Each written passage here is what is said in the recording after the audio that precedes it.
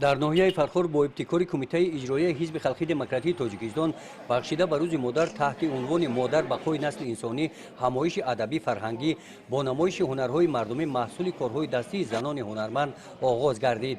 дар қисмати расмии чорабинӣ бошад занҳои фаъоли ноҳияи Фархор, ташкилотҳои ҳизбӣ бо унвоне ки дар пешрафти ҳаёти сиёсию иҷтимоии ноҳия сами арзанда доранд иштирок намуданд.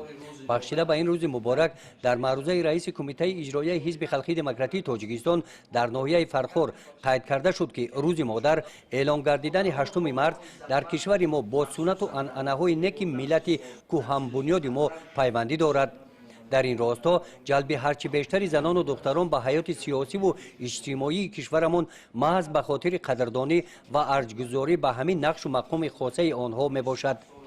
барои амалӣ намудани ин мақсади нек ҳукумати Тоҷикистон қонуну барномаҳои муҳимро қабул намуд ки ҳадафи асосии онҳо фароҳам овардани шароити мусоид барои кору зиндагии занон, иштироки фаъоли занону бонувон дар ҳаёти сиёсии кишвар ва рушди устувори он мебошад. дар баромади дигар иштирокчиён қайд карда шуд ки имрӯзҳо садҳо нафар занону бонувони мо номуси ватандориро ба дӯши худ гирифта баробари мардон паҳлӯ ба паҳлӯ истода бо саҳмгузорӣ дар рушду ободонии ноҳия, дар таълиму тарбияи насли ҷавон, ҳифзи саломатии ҷомеа, ҳатто таъмини амнияти шаҳрвандон фаъолият доранд.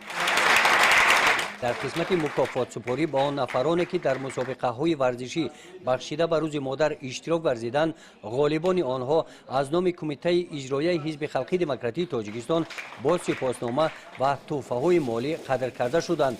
ҳамчунин аз номи ҳизб ҳамчун рамзи эҳтиром ба ҳамаи иштирокчиёни чорабинӣ тӯҳфаҳои идонаи молӣ тақдим гардид.